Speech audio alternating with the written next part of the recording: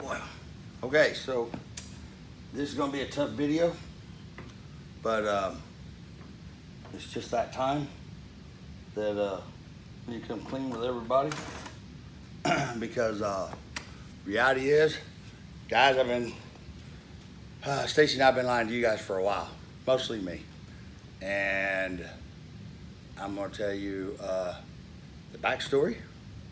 And you guys, a lot of you guys have joined in, and you guys know part of the story, but I'll tell you all the story. And I said, I apologize up front for not telling you guys, being truthful, but it was one of them things I really didn't want to be because I didn't want to believe it myself. So, the James and Stacy story. So, Stacy and I have been together for a long time. And the woman that I married, the person that I met, I call her Stacy Cochran, really wasn't all that great a person. She was she wasn't that great a person. She was pretty self-absorbed, and I'm not gonna go into all that. I'm just gonna go right to the part of this. For the first 5 years of our marriage, it was the most beautiful thing any person ever could have hoped for to have in life. And I mean, we went everywhere together. We finished each other's sentences. We were connected in a way that that most people dream to ever have that kind of relationship in their life. So, Stacy and I both get on testosterone replacement therapy, and it changed everything. Then we're, not only are we in love and into each other, and we had Alpha Steel, we were making good money. I'm gonna rewind just a little bit. The day I asked Stacy to marry me, I called her up, and I was working out at WinStar Casino at the Oklahoma-Texas border, or state line. And I called her one Friday, and I said, or I called her on a Wednesday. I said, hey, what are you doing Friday? She said, I'm coming to see you, because she was working for a bank as an auditor, traveling around doing audits, and then she'd do her audits, and then she'd come see me. And I had my fifth wheel trailer down there, and I stayed down there. And I said, you want to get married on Friday? She said, why, are you pregnant? I said, not yet, but we'll work on that. And that was my Stacy, who I used to call Q. Everybody always tried to figure out why I called her Q, and I'd tell them the story. There was back in the 80s, there was a Stacy Q sang a song, Two of Hearts, and she had curly hair, and she bounced around, and I was just, every time I would look at her, I would think of that Stacy Q, and I just started calling her Q. So for 5 years, that's all anybody knew her by was Q. Now let's fast forward. So we're 5 years into this, and things are awesome. They're off the chain. Never been that happy in my entire life, and neither had she. When I fell in love with Stacy, she was 200 pounds. And, when she lost all her weight, and, a real good friend of mine that I've known for 25 years, makes a comment. He goes, man, how'd you know she was that good looking? I said, what do you mean, dude? She looks exactly like she always has. And to me, that's how I've always seen her. No matter what anybody thinks, to me, Stacy's the most beautiful woman on the planet. And I've always seen her that way. She's got $1 million smile that lights up a room. But when the day we got married, we're coming back. We actually got married in Texas. We're coming back, we stop, and we're having dinner. And I told her, now it's time. I can't even do that. I can't do that math in my head. But Stacy had been married twice, no kids. She was really into her nieces. And I told her, I said, listen, because I'd had a vasectomy with my first wife. So I told her, I said, I don't want anything to ruin what we have. I'll go right now and get a reversal because you don't have any kids. I've had 2 kids, so tell me now. She said, no. She said, I'm good with it, just like it is. So I blew it off. So we got 5 years of the most wonderful relationship you could ever have. Stacy's my best friend. She's my lover. She's my confidant. Anything I did, I ran past her because that is the smartest, I call her the smartest, dumbest woman because she is super, super intelligent. And I would go to her for advice, but when we'd go to do something and I was making a different move, I ran everything by Stacy and we talked about it together. So 5 years later, there's gonna be a kind of hard one to follow, so you guys just gonna have to figure out where I'm going with all this. 5 years later, we're on testosterone replacement therapy. And, then things are really, I feel like I'm 25, 30 years old again. Stacy's bouncing off the walls, and it was really over the top. And in my infinite wisdom, I decided, you know what? We're gonna have a kid. I'm gonna give her a kid.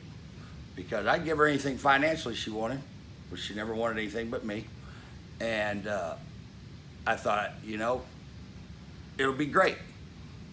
It'll be a new beginning for both of us. I can fix all the mistakes I made with my first 2 kids. Stacy will make a great mom, and we'll have a family. That was not a good idea. So when we start going to see, I told Stacy, let's go have you tested. She was married twice before, never got pregnant. I said, if you're tested, I'll get the reversal. We'll make this happen. So she went and got tested, everything was fine. So we go to a fertility doctor. And they say, okay, so your best chance instead of the reversal, because it's been 8 years, is to do a in vitro. And of course I go, my kid ain't being born over in a petri dish. No, we'll do it the old-fashioned way.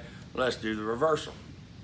So when we're leaving the place, I'm driving down the road and I'm thinking, look at you. You want it your way, and this isn't about you. So I told Stacy, you know what? In vitro, whatever will work. Let's do this.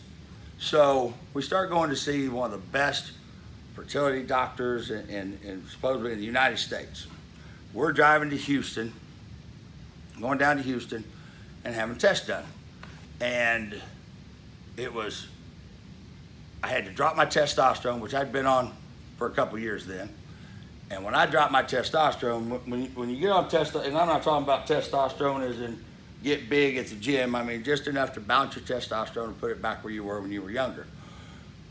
When I had to stop taking all my testosterone, so basically I crashed it, and it was bad. Because, now don't get me wrong, guys, I wasn't suicidal, but I'd be driving down the road and have stupid thoughts go through my head like, why how hard I hit that bridge with my truck?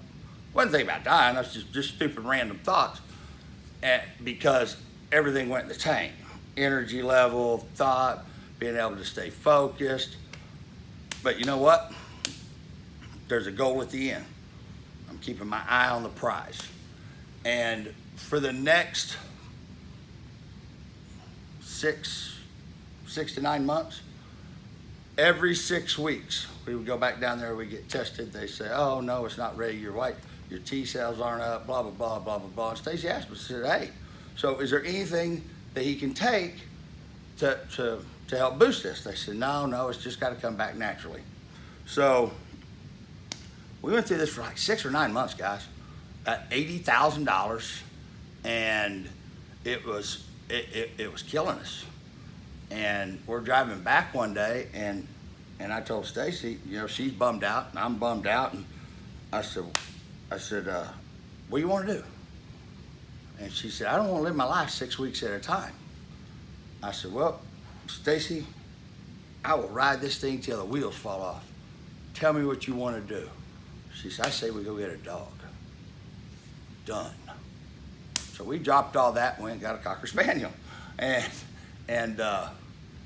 you know, things were, because even though Stacy didn't want to, but once we started down that path that put that thought in her head, and I had that thought in my head, and it was a big major letdown. And things started going downhill. When Stacy's on, she can do the work of 5 fucking people, and she's the best. Stuff with Alpha Steel started suffering. Things just started steadily going down. So I'd hire somebody I said, hey, are you overloaded? Well, yeah, I really am. So I get somebody to help her out. And then I get somebody else to help. And I get somebody else to help. And it didn't matter because this is my wife and I love my wife. So it got to the point that she missed a number on a bid that if it wasn't for the job being out of budget, could have put us about $80,000 upside down. Because once you turn in that bid, you know, and it was bonded and all that, so it would have been a bad deal. And I was like, ooh. So hired somebody else, which is actually Stacy's sister, and she started taking care of everything. And you know, things, it got really bad to the point that things were being forgot that were major things. And it started us in a financial down spiral.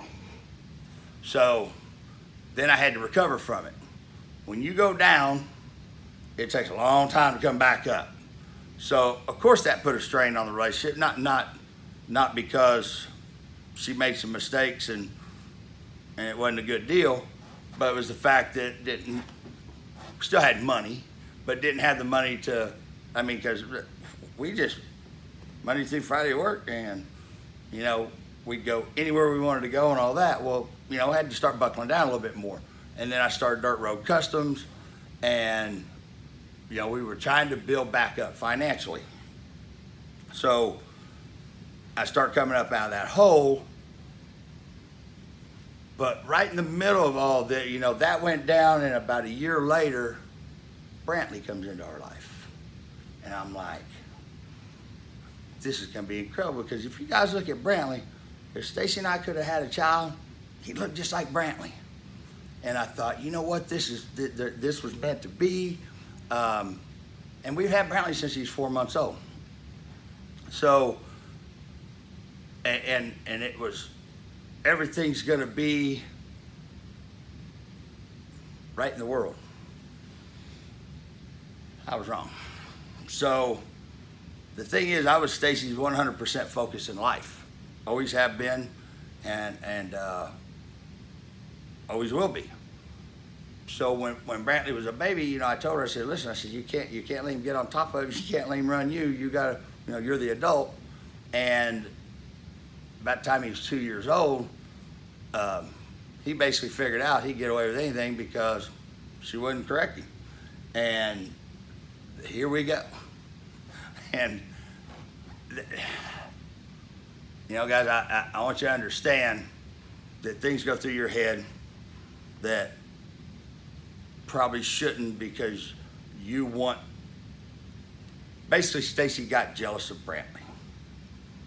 And it started getting to the point that I finally said, what is going on?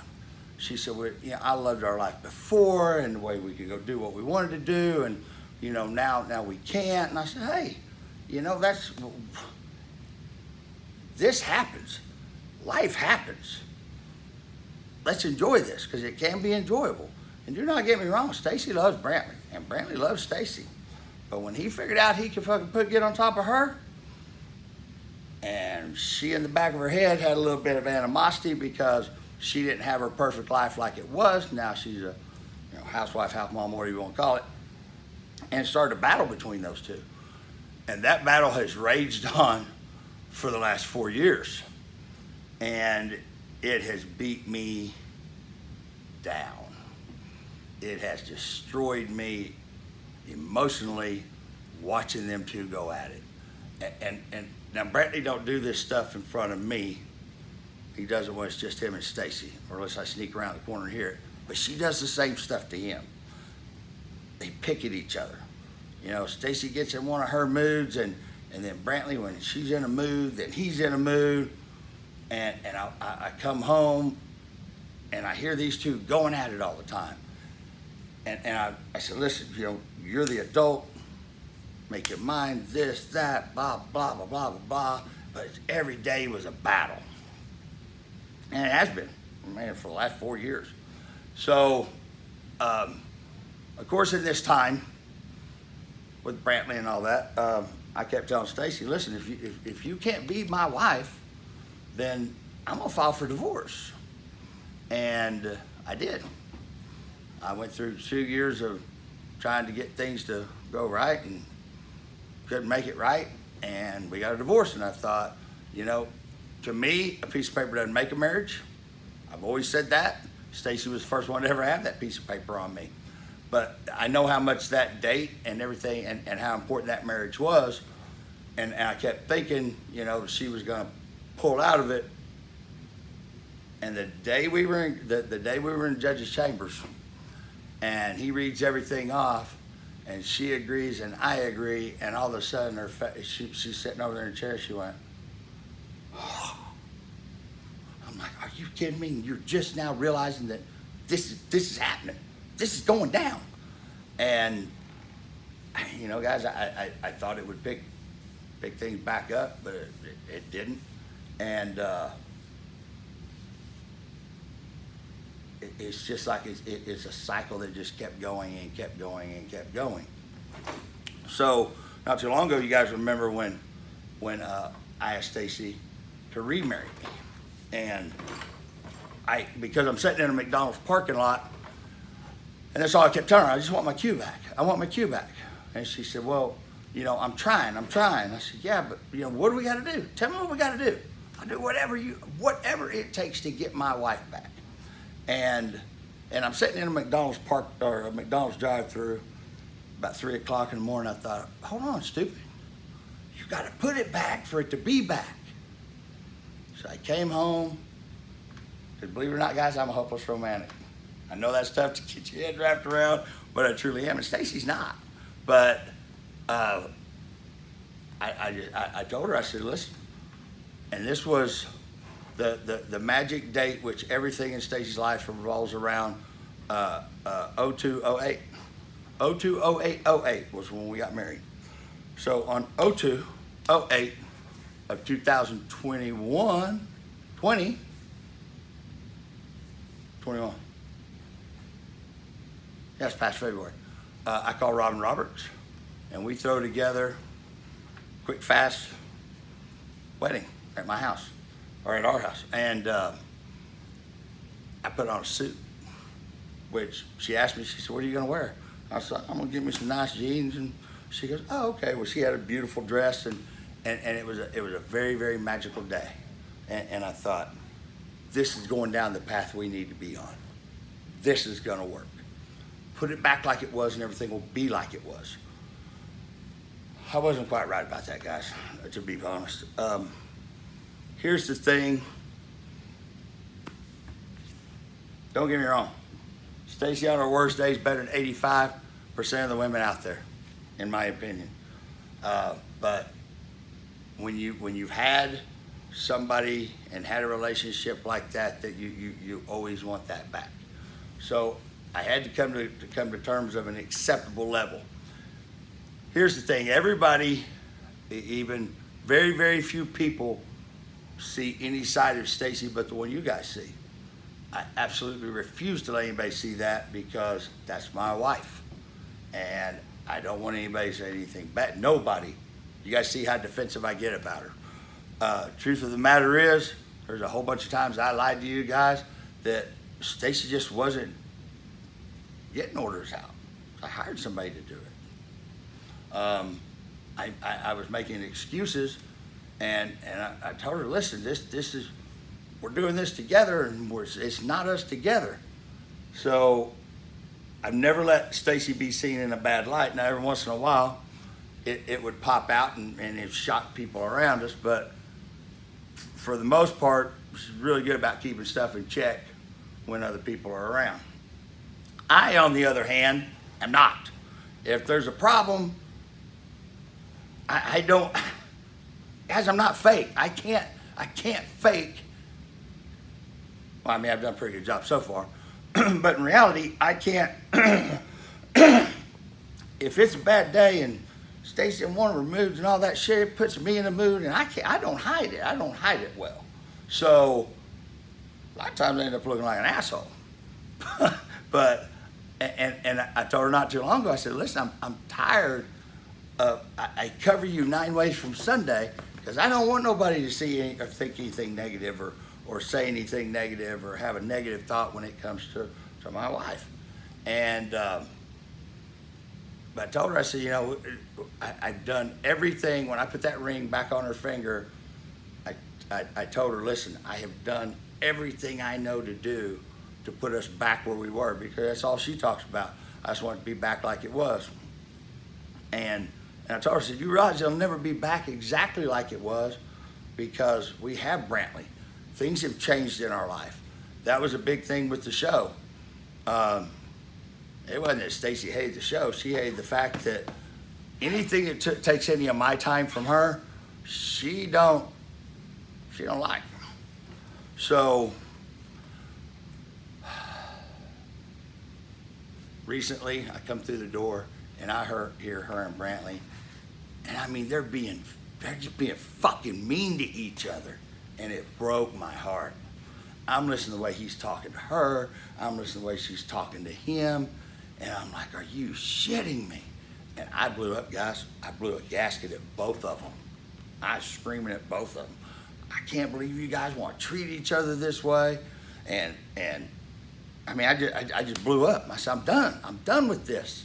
You two have got to show some respect to each other. And don't get me wrong, Stacy loves Brantley and Brantley loves Stacy. But it's like they're both always, wow. Something just hit in my head. Exactly what the problem is like Brantley likes to sleep with me. He likes to sleep with us. And I told him, you know, you can't. And he straight up told Stacy, you took my spot in Papa's bed and you need to go sleep in the other room. So basically thoughts just went through my head.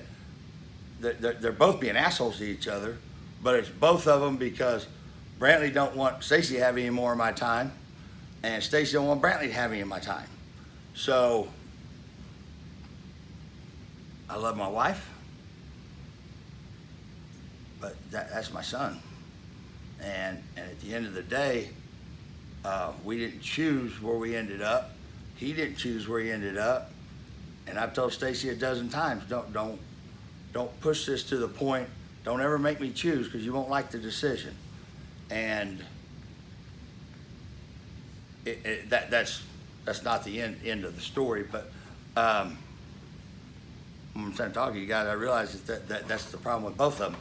They're both so ate up jealous, and they're both pulling, so they figure pushing each other is the way to get one of the other to back off. I don't know, guys, but anyway, the last blow up, I pulled Stacy. I said I can't keep doing this shit because we'll have 2 or 3 weeks where everything is awesome. Stacy had a hysterectomy, which threw her hormones out of balance, which I told her, hey, you know, you need to go to the doctor, you need to do this, you need to do that. Well, of course, she had to try to do all this natural shit, and everybody's telling her, you do this and do that instead of ever going to the doctor. So not too long ago, she actually went back to the doctor, and they put her right back on testosterone, and everything was great. And then she'd let it run out, and instead of getting right back on top of it, she'd let it go. Things would spiral out of control, and then it's just bad. I mean, I sort of know the fucking way to say it. It's bad. You know, everything's a problem. Everything's this and everything's that. So I just turn around and go down the shop. You guys will start seeing why I do some of the shit I do. I just go to the shop, let her sleep, and then I don't have to deal with it. So, just like the videos here. Stacy, you guys, you see Stacy in all of the videos. You guys have seen more videos of just me because Stacy would do the video, and then she'd forget to post it. Or, she'd forget to post it, or it was just always something I told her, listen, I'll just do them. That's why I do these. Because this way I get done with them, I post them myself, and it's done. And it's like Instagram or YouTube, you know, the YouTube deal. We've had YouTube as long as we've had Facebook, but Facebook for her was easier. And she gets on there and likes to read the comments and all that stuff. And we didn't know about the comments on YouTube, but it was real easy. You didn't have to upload and all this shit. So she just never would transfer them over. I learned to transfer them over, so I started doing it myself. And that's why the YouTube channel's blowing up. Plus Facebook pulled their shit. And that's why we're doing more stuff on YouTube. So basically, guys, we're driving on our honeymoon. Our honeymoon was a debacle. We're driving out there and everything's good. And then, boy, when it goes south, oh my God. It was just, I'm like, really, on this day, we're going to do this shit when we're doing what we're doing? Because she just sat over the seat, and I said, what do you want to do? What do you want to do? What do you want to do? Oh, okay. Oh, okay. So we're doing the Route 66, and then it started to not being, anyway, it went all bad, guys. I never wanted nobody to know that, but it did. It went all bad to the point that I was sitting there thinking, driving home. I mean, that's why I drove straight back like I did. I just wanted to get out of that car. So, I guess I'm gonna wrap this up. Because the other day, when we're coming back from Cordova, and Stacy and I set a plan at the first of the year that we haven't followed through on. And like I've told her, I can't do all of this myself. I can't keep hiring people to do it, then they screw up, and here we are holding the bag. So we got to keep the train on the tracks. And we went to Cordova and I went down and looked at my trailer, and everything was great. And Stacy and I share the driving. Well, used to. She'd run a tank, I'd run a tank. And that way neither one of us got really fatigued down so bad. For the last, I don't know, couple of years, we switched drivers, and Stacy,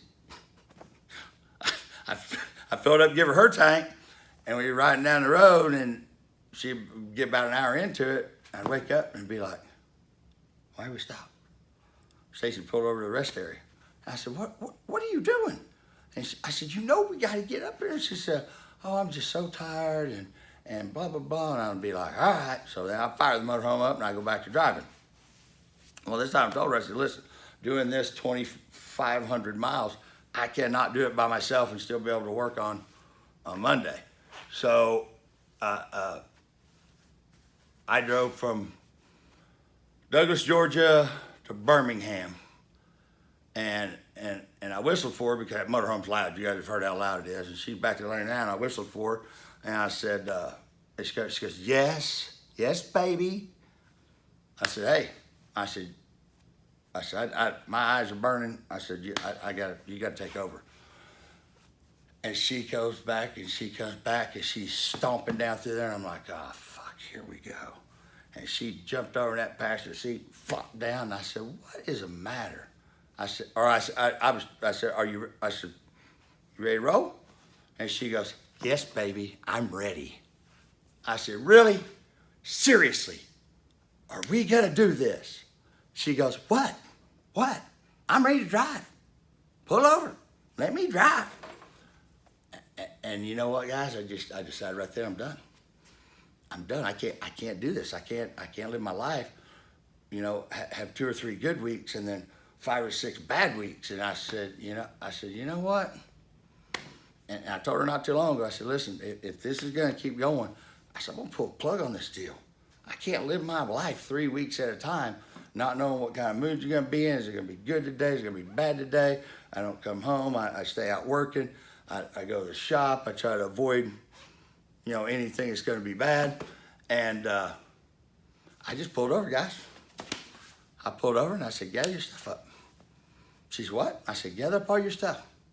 I went out there and I took the straps off the little car. She got in it. She backed it off the trailer. I said, there you go. I'm done. Can't do this shit no more. She said, well, what? I'm not living my life 3 weeks. 3 weeks good, 5 weeks bad. 3 weeks good, 5 weeks bad. I told you I put that ring back on your finger. Let's fix this. Let's do it right. Let's make everything right. And I feel like I've tried everything I could possibly do. So I told her, I said, go do whatever you want to do. Just remain through the window. And I said, I'm going home. And that's where we're at.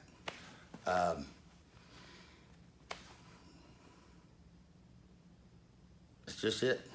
I can't live my life 3 weeks at a time, 3 weeks of it being good, or 4 days of it being good, and 6 days of it being bad. Life's too damn short, guys. It's too short, and I love Stacy, but that's misery. I mean, it's to the point, I'm gonna even say this, it threw me for the last, since December. I had the shit happen with the cars, which put me in a semi-state of depression, and then, we had the big Phoenix build, and Stacy was on it, and then she'd drop it, and then you guys weren't getting your stuff, and I had to hire somebody to get it out because, I didn't want people getting upset, and everything, this got dropped, and that got dropped, and I forgot, and hey, did we get this done? No, you know what, I forgot. So, that's when I started doing all this stuff, the videos and all that stuff myself. See, that's what I said I was going to kind of ramble, because I got a bunch. I don't have a whole bunch of thoughts going through my head. The thought I have is, I don't. Maybe Stacy will take some time, figure it out, and I've been going through this shit for going on 9 years, and I think I've done my time. There's and guys, don't start messenger and all that stuff, because I promise you, don't nobody, that girl will never be in another relationship. She'll never get remarried. She'll never, it's weird, but that's the fact. Stacy will never, I am her whole world, but she can't separate. She can't figure it out in her head.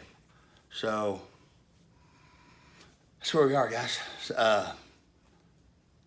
I got Brantley to take care of. I just went in there and figured out how to do you guys' shirts orders.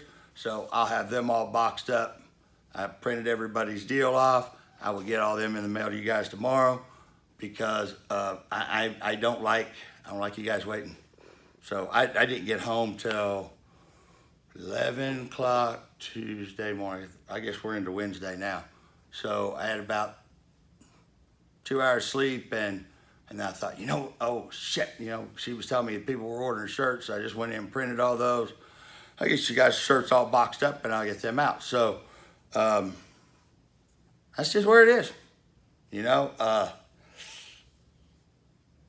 Is it the right thing to put out on social media?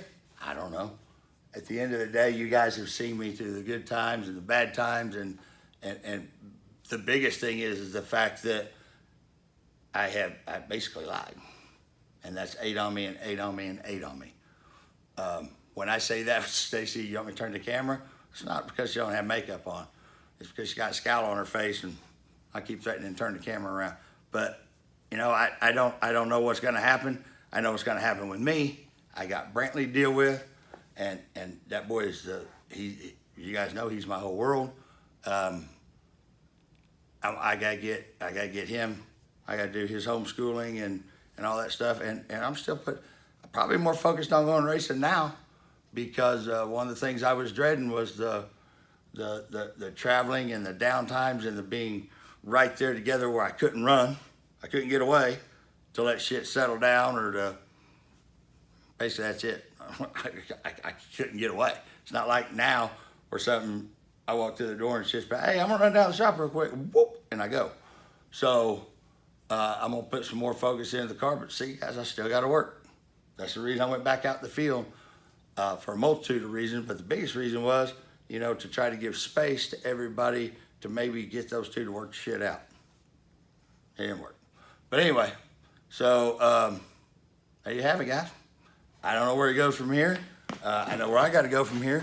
I got to move forward, and I'm fixing to move a bunch of shit around. That's what I did yesterday.